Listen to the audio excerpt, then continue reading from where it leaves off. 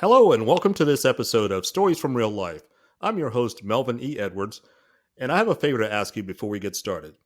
Please subscribe or follow this podcast on Good Pods and rate this episode after you've listened to it. I would greatly appreciate that.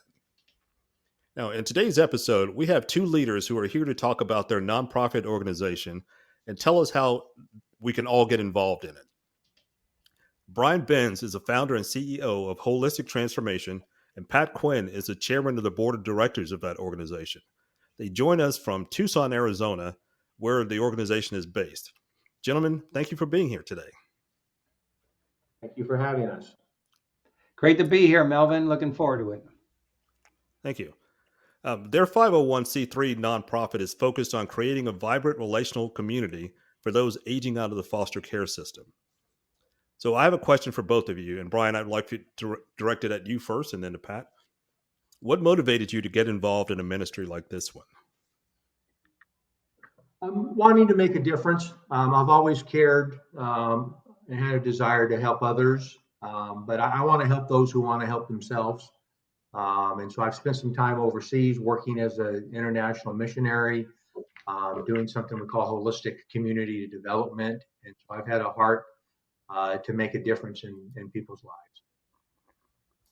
Yeah, for me, I was intrigued about Bryan's efforts. We had met, and he talked about creating this, and I like to get involved in different things now that I'm retired, and things that I think will make for change. A lot of people do the easy stuff, give money, give food, but the messy stuff is making those changes that are long lasting. And this was one of the many ways that I thought I could do that. So I love the idea.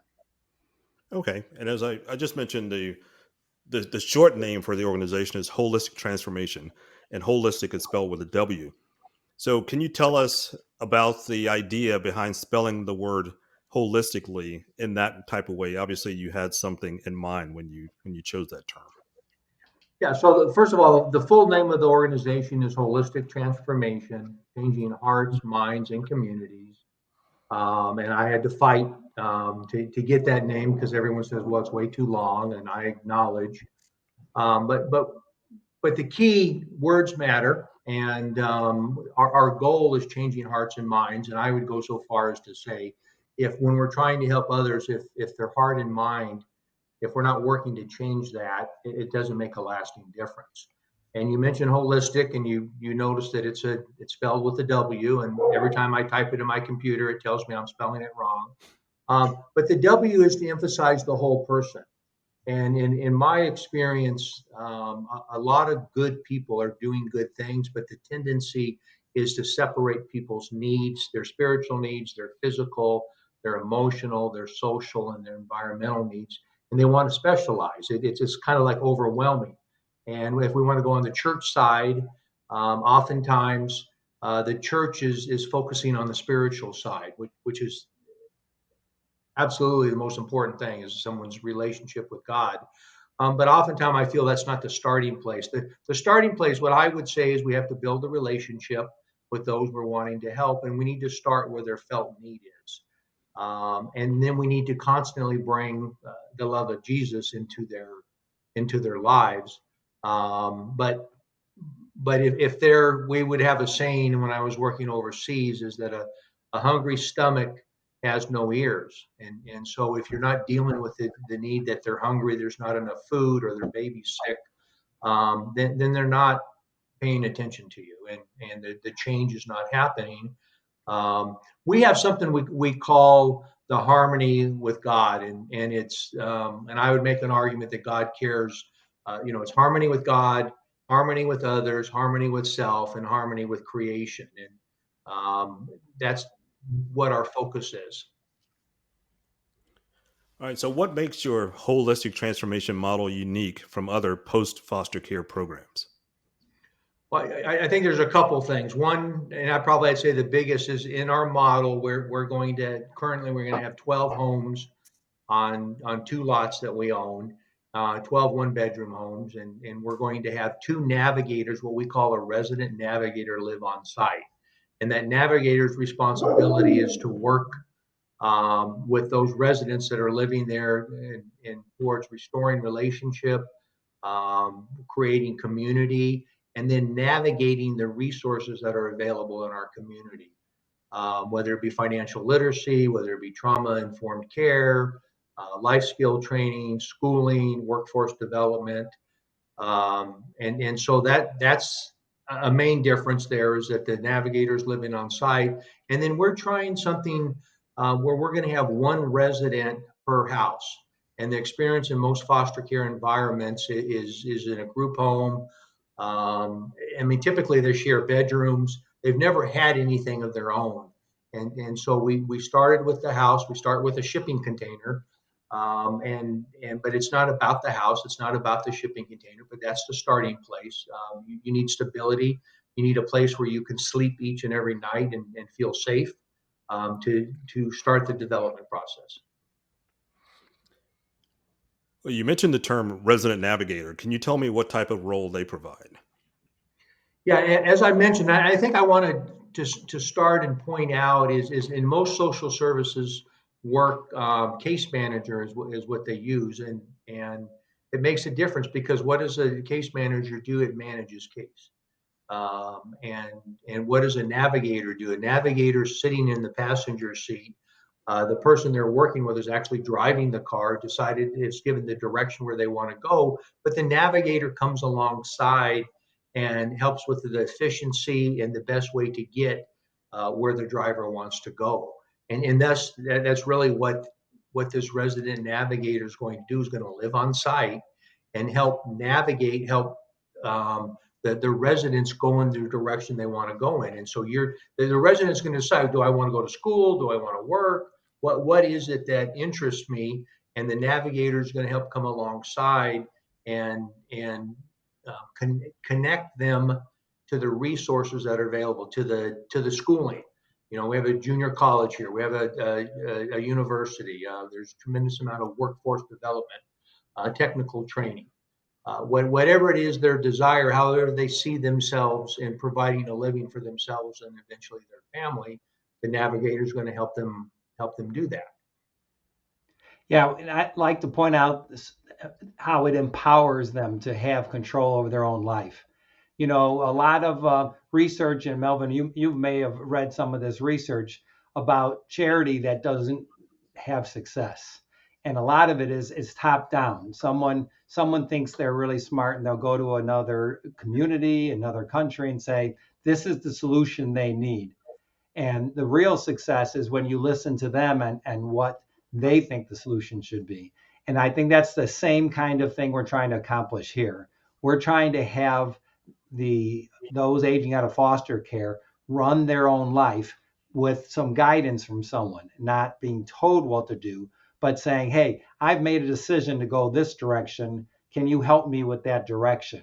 And that's what we want to help them do. Well, in trying to determine what would be the best course of action for helping these young adults, how did you decide on housing as a way of helping those aging out of the foster care system? Well, I think it starts with housing. I mean, we're in a crisis here in Pima County in Tucson, Arizona, an affordable housing crisis. There's simply not enough houses that are affordable for people. And again, as I mentioned, that you need a place to sleep. You need a roof over your head in order to develop, in order to move forward. And so the house is the starting place towards the development, towards the transformation. Just a quick story on the house. So our plan is we're using IKEA cabinets for the bathroom, for the kitchen, and the reason for that is the boxes are all the same, but you can choose 30 different doors and drawer facings, and so the people coming in are going to be able to choose to customize, if you will, their house for whatever style they want. We're going to have a built-in couch. We're going to have 5 or 6 different fabric choices. And so you think about that for someone who really has not had an opportunity to make a decision in their life. All of a sudden, they can pick the color of the fabric. They can pick the style of doors, and all of a sudden, you're empowering them, and you're giving them the feeling that they matter, that that you value their opinion and we want to follow along. And so, to me, and again, this is a test project. This is we call it a laboratory. I think that's the beginning place of changing the heart and the mind of those living there. Yeah, and you've seen research with those that are already homeless that it starts with a home. They found that giving those other pieces weren't successful over the long term without a home. And so we're trying to prevent homelessness, but it's the same thing. We need to start with the home. Okay. So, what value does tiny home housing provide to these young adults? Well, I think part of the story of the tiny home with the shipping container actually started about 3 years ago, because for me at the time it was the least expensive building that you could start with. You could start with a structure that had a roof, had a floor, had four walls. You couldn't build anything for what you could buy a shipping container. Now, since that time, and the governor of Arizona used shipping containers and built a 3.5 mile wall along the Arizona Mexican border. The federal government stepped in and required the wall to be taken down. And so we've been able to. We have right now. We've accessed. We've bought two of the shipping containers from the state, and so the cost is, yeah. You couldn't replicate the four walls, the roof for that standpoint. And so and there's a coolness factor in it. I mean, there's a cachet, if you will, of saying you're living in a shipping container. Now, one of the things we're doing that I think is really cool is we're insulating the outside. We're working with a local company to put what do we got, like 4.5, 5 inches of foam on the outside. Keeping the walls inside will be the industrial look, and so the insulation factor is much greater, and the look is fantastic. It's going to be a Southwest Adobe look, and so it's going to be very, very cool. We'll do a synthetic stucco and paint on the outside. We'll have solar. We're harvesting rainwater. So it's very environmentally friendly. And the cost, we're estimating $45,000 a unit. We're able to do that because of the volunteer labor. We've connected with a multitude of people who are willing to help us construct them. And so I don't think you can, everything I've seen, you could not match our cost model with what anyone else is doing. Yeah, when he mentions the insulation on the outside, it also gives you a little more space on the inside. You're not using the inside to have insulation. And, that steel could get pretty hot if it was exposed to the sun, but having the insulation, or I like to call it outsulation since it's on the outside, is help preventing that problem. So again, by preventing, you're actually having more efficiency. So, Pat, can you tell me a little bit more about the quality of the shipping container? Well, it depends on situation. So, our first container was a 40-foot container, which there is no terminology that's agreed on. So, some use the term new. I put that in air quotes because it's really what a one trip. It came from China, it came to the United States, probably to Long Beach, California, but came to the United States. And then we bought one of those, a one trip in really good condition. What we've bought from the state of Arizona that was previously used on the wall was something that had more trips and likely were either on top or on the bottom of a two-story kind of situation. So they weren't well taken care of. So we've gone to both extremes. Plus we have something that's probably closer to that one trip. Two 20-footers were donated to us by GE Healthcare. So that gives us a variety of quality. And Bryan's great team of construction folks and our lead construction guy have looked at what we have and think they all can work with what we have. And so we might be expanding in those directions. Okay, that sounds good. So, when you were starting, did you plan to go big or small in scope, and how did you come to that decision? We planned to go small. Well, I guess I'll back up. We originally had an opportunity where we thought we could get 10 lots, and so we were going to go huge, and it was just overwhelming. We didn't think there's any way we could do it, and so then I finally I said, let's just do four. Let's do four. We have these. We did get 2 lots that were donated by Bethel Community Baptist Church, and so we were just going to do four. And then what happened is there's another organization, a nonprofit here in Tucson called Youth on Their Own, where it focuses on high school kids, homeless high school kids, and getting them through high school. And tremendous organization doing great work. And after the kids go through their program, they call them ambassadors. So these are 18, 19-year-olds, our target audience. In fact, some of their kids could have come through the foster care. But anyway, they graciously put together a focus group. We put the questions through, they asked. And one of the first questions was this idea about relationship and about community. And, I can hold up my phone here, and I would have told you beforehand that most 18, 19-year-olds think their phone is a relationship. Well, I'm old enough where I don't believe that. But the thing that really pleased me was that they valued the relationship. They were very excited about this opportunity of being in a community. Well, if you had three residents and one navigator, that's not much of a community. And so then we decided to go bigger, and we were going to go to 8 homes. We're going to use both lots. And then just a huge blessing, with just literally probably a month ago, we learned we're in a special district in Tucson, which takes away the density restrictions. So now we're up to 12. We're up to 12 units. So there'll be 10 residents and two resident navigators. I think the other thing too in that focus group that came out was they were excited about the training opportunities. There's going to be huge requirements for these young adults to live in our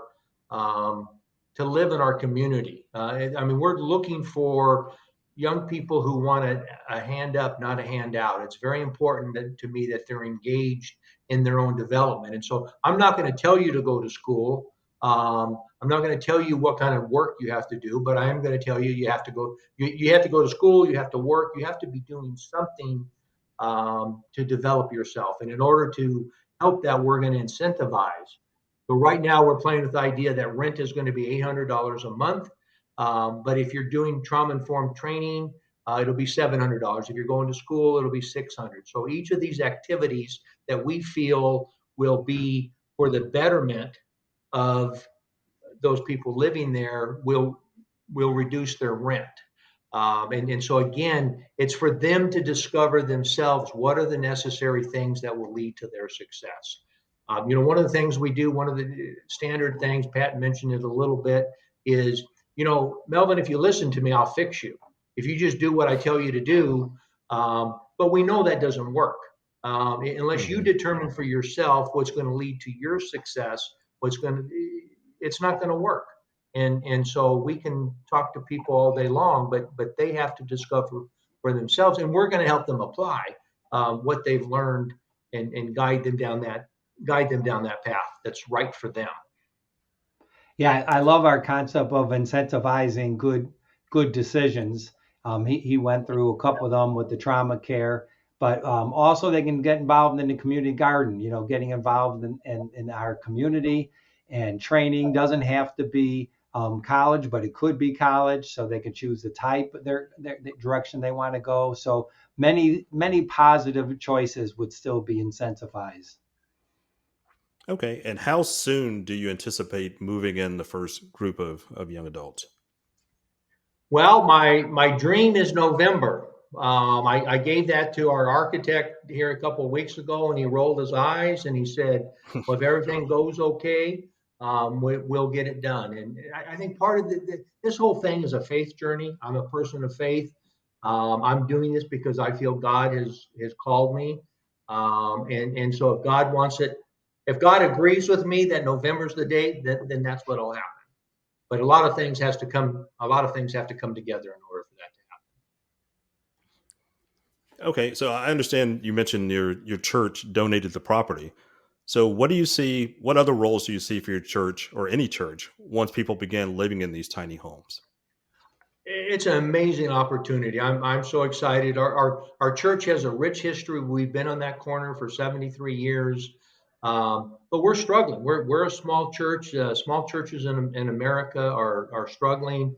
We're down to probably 35, 40 people. And what I see is a tremendous opportunity for the people of our church to connect with the residents and build relationships, build community.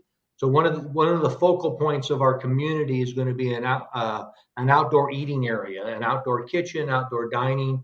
One of the things I see is every Sunday morning prior to our church time, is in our community, the residents will be cooking breakfast for the church people, and we'll be sharing a meal together each Sunday morning. And so it'll just be continual opportunities. The church can be used for training opportunities. We have different classrooms. We have meeting space, if you will, for some of the training as we bring in other outside people to involve with the residents of the community. Yeah, and the church people could celebrate birthdays with them. It is a win-win for both groups. I think one other thing I want to add on that too is, and I hate to cast the big vision, but or I should maybe the really big vision is that there's communities like this throughout our city, throughout our state, throughout our country. What would it be like if not, churches, nonprofit organizations had communities like this? And it doesn't, foster care is a huge need. Returning citizens, those coming out of prison, is another huge need. That where the outcomes, it's not working with what's happening. I'm working with a church here, very preliminary, who have a passion for the elderly right now, and the fastest growing homeless demographic is women over 65 years old. It's a crisis. And what if a church was to have a community of 6, 8, 10, 12 homes for the elderly? And so it could be for refugees, it could be for single moms, just going on and on as the possibilities, whatever the heart of that particular church is. And we would love to come alongside and help. We're trying to build the test here, but I would love to engage with and have conversations and share what we've learned to this stage with anyone who's interested. All right. So, what one thing do you wish people understood about the foster care system that would help them grasp the bigger picture here? I think the difficulty. I think. Can we imagine what it's like to be 4, 5, 6 years old in the state of Arizona? Come in, an officer from the state, and pull you out of your home, take you away from your parents, and then all of a sudden you're a ward of the state. I just can't imagine the trauma and the sadness that has each of these kids have gone through, and through what I would say is no fault of their own. And so I think that and I'm not critical of the state in any way of what they're trying to do. They're doing the best they can. And again, there's tremendous opportunities for all of us to get involved in the foster care system in some way. But there's just a huge need, and it comes down to relationship and community. It comes down to love. Can we love on these people? And the system is overwhelmed. Yeah, I'd talk more about that trauma as well. Not only are you taken out, but you're hoping maybe to get back with your parents. And that hope is always held over them. And the parent may be relapsing in drugs or relapsing in crime, back in jail. They keep hoping someday they'll be together again. Or maybe they were abused and they're hoping never to get back together again.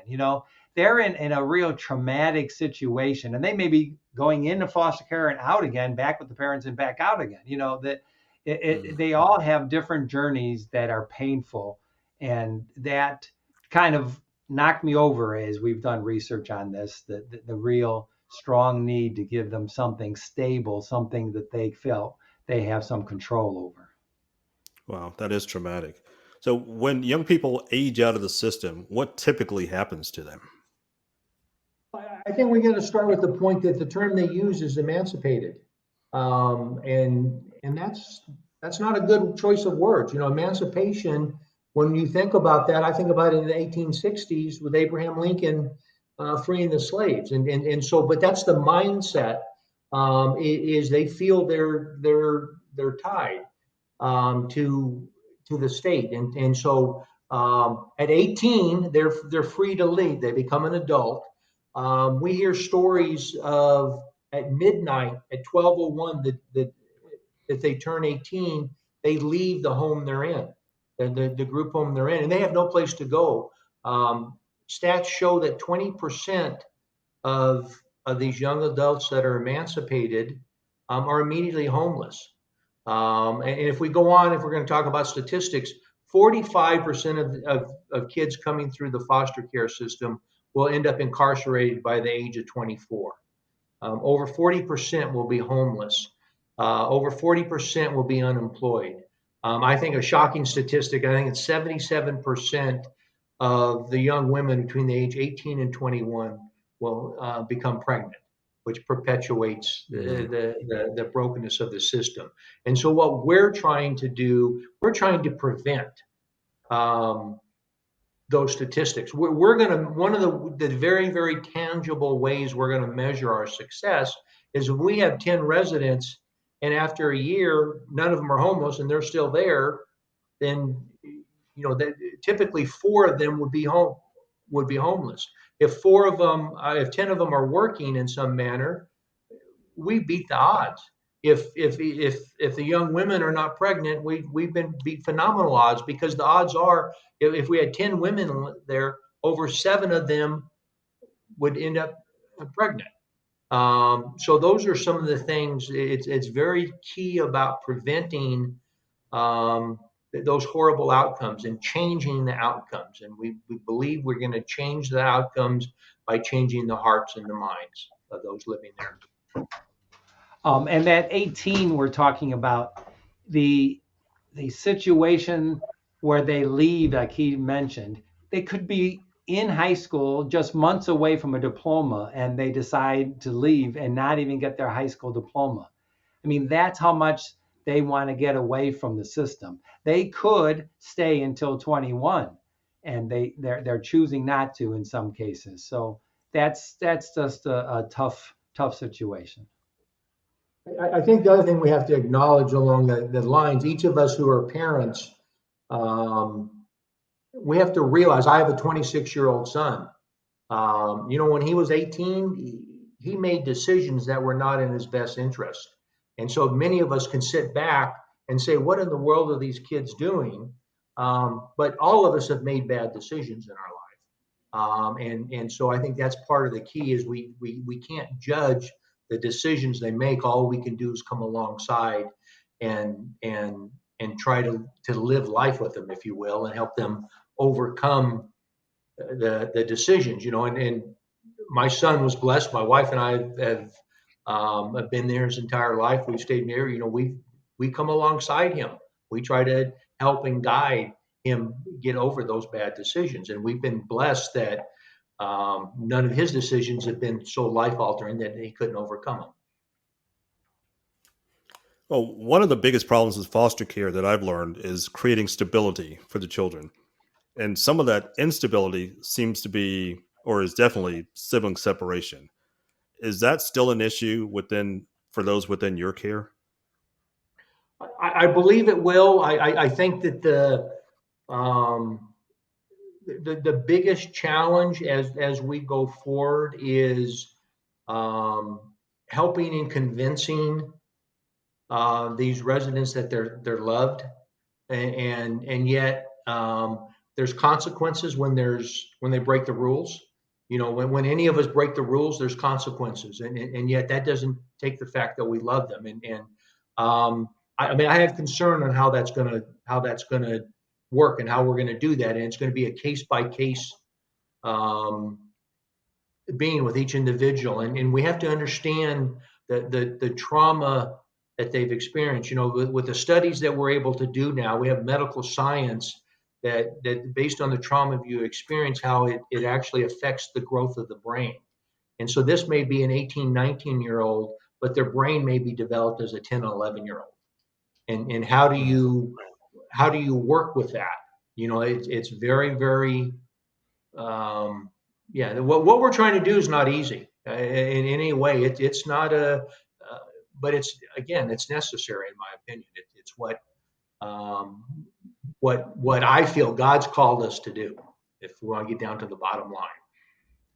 We're willing to take someone right at 18 or someone a couple years later than that. So it's possible that the siblings are in the same kind of mindset of when they want to join something that like we're doing. We could possibly, handle the sibling situation. So it's a great question, but like Bryan said, it's a challenge that we'll have to explore as we learn more. So, as we've talked here, it seems like there's a consensus that the entire foster care system needs to be reformed somehow. But the bottom line is, how do we reduce as a society the need for foster care? Well, for me, it starts with the family. It starts with a mother and father in the house, that's just the basic starting place. I feel that's I know in my own situation, and I just have one child, the difficulty, I couldn't imagine trying to raise my son by myself. The balance of my wife and myself is important. And, how do we, as a society, as a culture, influence families and improve the strength of the family? It's a challenge. There's so many things that are breaking and have broken the family apart. And I think you have to get down to the root causes.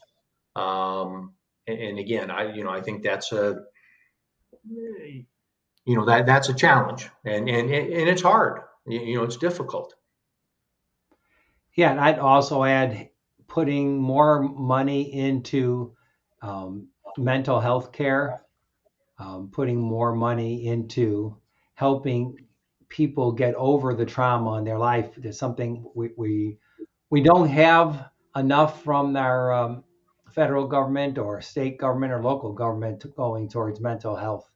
And it's also, we don't have enough mental health professionals is also an issue. So if someone's got you know, issue that they need to deal with, if they deal with it earlier in life, they'll have more success than if it just gets worse and worse over time. Well, obviously, you guys are on the front end of this process, but on the other side of it, how do you envision? Have you had an idea, a thought in your mind, and what success would look like for these young adults and for the program? Well, yeah, I think success, as I mentioned earlier, is that these statistical outcomes are not happening, and so just on a simple basis, they're not incarcerated. They're not pregnant. They're not homeless. They're not unemployed. That they have a career, they have a direction, and they have a stability in their life.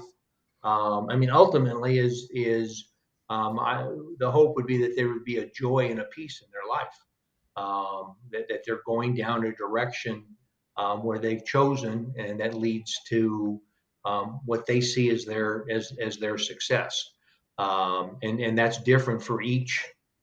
That's different for each person. I mean, the three of us on this call have different ideas of what success is, and it's not for either one of us to tell the other. And again, the bottom line though is joy and peace. And the very, very big picture, the boldest picture of God hopes and wants to make that happen would be it's spreading, as Ryan said earlier. That would go beyond Tucson, beyond what we're doing to other cities and other situations. Veterans, just on and on, all the different ways that churches could be helping and being involved in the community with the extra land that they have. Often they do have the extra land, so it'd be a great way to get their own church, bonding, and also to help others. Well, that leads me into my last question. What can communities, churches, nonprofits, community organizations do to support a ministry like yours or to start their own similar ministry? Well, yeah, first thing they can do is reach out and connect with us, and again, it would be up for to learn where their interest is. A team, an individual could come out during a construction project and help, depending on where their interest is. We have huge need from data areas. We need a keeping track of our email list, putting out, newsletters, just going on and on and on. Right now, I'm working on this full time, and everyone else we have is volunteers. And so any and everything where there's an interest, social media, which is very important to get the word out. So it's just up to the individual or the group of where their interest is. We'd love to, I'd love to have conversations, love to get on a Zoom call. If they're in Tucson, love to meet face to face for coffee and share, individually where they are, where their heart is. Churches, nonprofit organizations, like I said, I would love to guide and share our journey, and and and go from there. Yeah, different people have different talents, and a lot of those talents are available to connect far away, on the internet. We've got people in different states that have come along our side. The ones that the only ones that I can see that cannot help us long distance would be the construction people. The people are going to be hands on, but we've been blessed that Bryan's got a lot of people who are just fired up to want to help us on that regard. So it's those other components, and of course financial. It takes a lot of money to make this happen as well, and it's valuable not only for the people that we have in the community we've already cited, but because it is like a pilot, a trial, a demonstration project. It's going to learn things. We'll learn things that we could share with others, and we can all grow from it. So a specific need right now, we are starting the process of building our first model home. The very first thing we want to do is get a very powerful power washer and wash things down. We're going to put the units together. We need welder to be able to weld them together. We got to be able to cut the doors out, and so that basic thing, and that's happening right away. We need a civil engineer. We need a landscape architect. Those are specific areas that people can get involved in. Okay, that all sounds great, and I'm looking forward to seeing the progress as you get closer to November. I'll be checking in occasionally to see how Great. things are going and how close you are to accomplishing that goal. So our Melvin, guests today have been. Sorry, go ahead. I'm sorry. Let me interrupt you. Remind me of what our time is. How long do we have? Do I have time to We're tell wrapping up. a parable? I'm sorry. Yes, go ahead. Go ahead. Can I tell? I can't do this without telling a parable. Okay. Everyone knows, or most people have heard the story of give a man a fish today. Um, he'll be hungry tomorrow. Teach him to fish, and he can fish for a lifetime. And I think we have to ask our question, or many are not asking the question: does he have access to the lake? Does he have a fishing pole? Does he have a permit? And so I call those justice issues. And I think many good people are not aware in our community, in our cities, in our country, that there's a lack of justice in many environments. So we answer that question of does he have access? The other thing, do we know whether has he been trained in order to manage the lake? Does he, if we pollute the lake, if we overfish the lake, he still doesn't have any fish. And so it's easy for people to say, well, Melvin, you decide, I'm going to help you, Bryan. Let's go fishing tomorrow. We can go fishing tomorrow and not catch any fish. You can say, okay, well, let's go Wednesday. We can go on Wednesday and one of us fall in the lake, the line break. How do we measure whether I've learned to fish? And so is it just if we catch fish? But as you go through the process of teaching me to fish, it takes a requirement of you. It requires a relationship. It requires your time and your effort.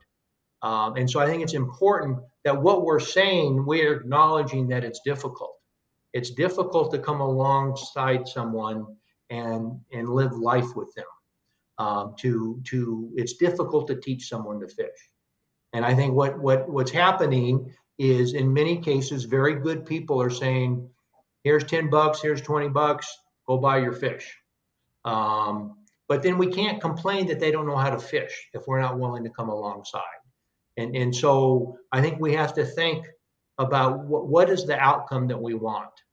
As we're coming alongside those of us who are called and feel a passion and a desire to help others, what are we willing to do? Are we willing to teach people to fish? And I think we can take that in whatever area that you're working. Those who are struggling need to be taught, and it takes time. Well, that parable is definitely a good addition to this episode. I appreciate you adding that to this conversation. So our guests today have been Bryan Benz and Pat Quinn from Wholistic Transformation of Tucson.